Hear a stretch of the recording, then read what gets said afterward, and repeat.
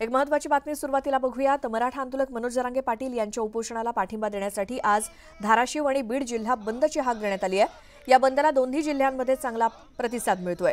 मागील 4 दिवसांपासून मनोज जरांगे पाटील यांचं अंतरवाली सराटीमध्ये आमरण उपोषण सुरू आहे आणि आज या उपोषणाचा 5वा दिवस आहे।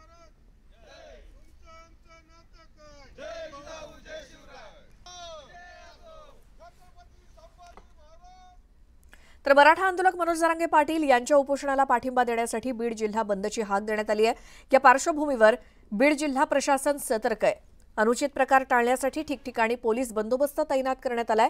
तसेच बंद शांततेत असल्यामुळे कुठल्याही आंदोलकांनी कायदा हातात घेऊ नये असं आवाहन मराठा समन्वयकांनी केलंय।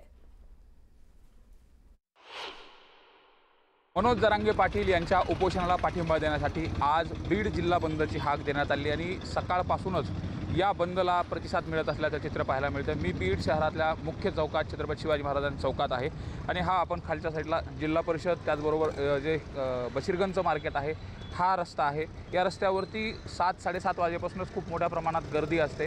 मात्र आता आपण पाहतोय काही प्रमाणात जी गर्दी आहे ती निवळलेली या ठिकाणी दिसते, कमी झालेली या ठिकाणी दिसते। विशेष म्हणजे जी सकाळी मॉर्निंग वॉकला आलेली लोक आहेत तीच घरी जाताना पाहायला मिळतात। तर दुसरीकडे आपण छत्रपती शिवाजी महाराजांचा चौक देखील दाखवणार आहेत। या चौकावरती चौकामध्ये देखील मोठ्या प्रमाणात गर्दी असते। विशेष म्हणजे पेट्रोल पंप असेल, या पेट्रोल पंपामध्ये देखील ज्या गाड्या आहेत त्या देखील या ठिकाणी कुठल्याही गर्दी दिसून येत नाही।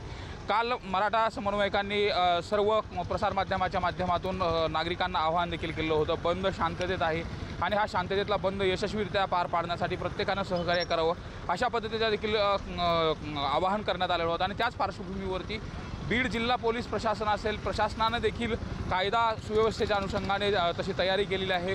प्रत्येक चौकामध्ये पोलीस तैनात देखील करण्यात आलेले आहे। कॅमेरा प्रकाश जाधव सोबत सुरेश जाधव, न्यूज 18 लोकमत, बीड।